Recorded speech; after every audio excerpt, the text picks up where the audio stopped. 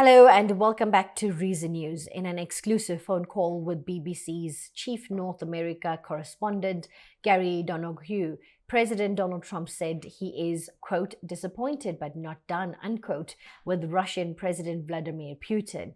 The president's comments reflect both frustration and a continued willingness to engage with Moscow even as he takes a tougher line on Russia's war in Ukraine. These remarks come just hours after President Trump announced a significant shift in U.S. policy toward Russia.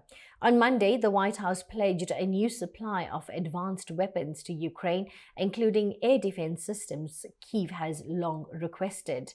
Trump also issued Moscow a 50-day deadline to agree to a ceasefire in Ukraine or face, quote, very severe, unquote, secondary tariffs on buyers of Russian exports. This marks a notable hardening of Trump's approach, following months of what he described as repeated disappointments in his dealings with President Putin. Pressed by the BBC on whether he is done with Putin, Trump replied, quote, I'm disappointed in him, but I'm not done with him, but I'm disappointed in him, unquote. He elaborated on the challenges of negotiating with the Russian leader, saying, quote, we'll have a great conversation. I'll say, that's good. I'll think we're close to getting it done, and then he'll knock down a building in Kyiv, unquote. Trump revealed that he believed a peace deal was within reach on 4 separate occasions, only for Russia to escalate hostilities each time. When asked if he trusts Putin, the president said, quote, I trust almost no one, unquote. Here's a video from BBC News. Well, we've been working on an interview with him for some time, actually, to mark the anniversary of the attempted assassination in Pennsylvania, where I was reporting that night. So I'd had working some channels trying to make that happen for some time. Actually, I didn't think it was going to happen. There was a moment where it nearly happened a couple of days ago, but I thought the moment had passed. And anyway, I was sort of asleep last night, and I got a call, and the president was on the line and he was ready to talk. So we talked for about 20 minutes and we talked about Vladimir Putin and a whole range of other things. But on the Russian president, I was trying to work out from him and ask him whether he'd run out of patience with the Russian leader. You've said you were 4 times close to a deal with Putin.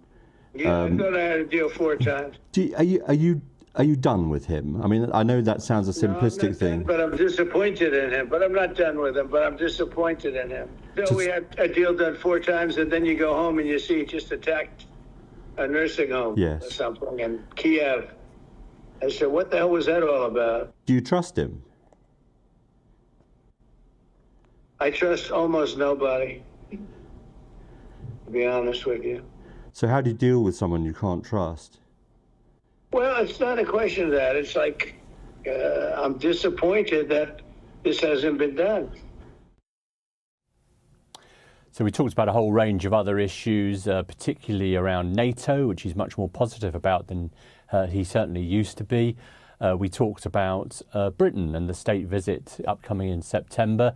He said he wasn't bothered about whether he would address Parliament or not. Of course, there's been some debate in Britain about whether Parliament should be recalled. He said they should stay and enjoy themselves.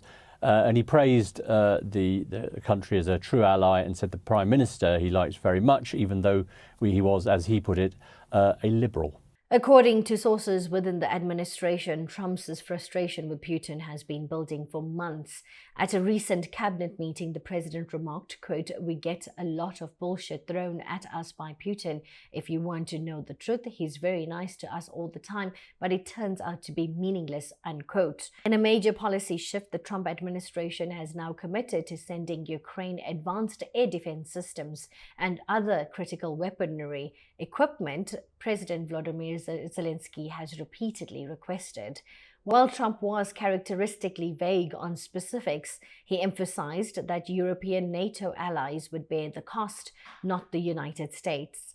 This move is seen as a direct response to Russia's continued aggression and a signal that the US is prepared to bolster Ukraine's defenses more robustly than at any point since the war began. Alongside military support, the US is preparing to impose severe secondary sanctions on countries that continue to purchase Russian energy exports, such as oil and uranium. These measures are designed to cut off a major source of revenue for the Kremlin and increase pressure on Moscow to negotiate. Trump's 50-day ultimatum to Russia is unprecedented in this conflict, setting a clear timeline for diplomatic progress or else. The announcement has drawn mixed reactions globally. European NATO members have welcomed the renewed US commitment to Ukraine's defense, though some have expressed concern over the potential for further escalation.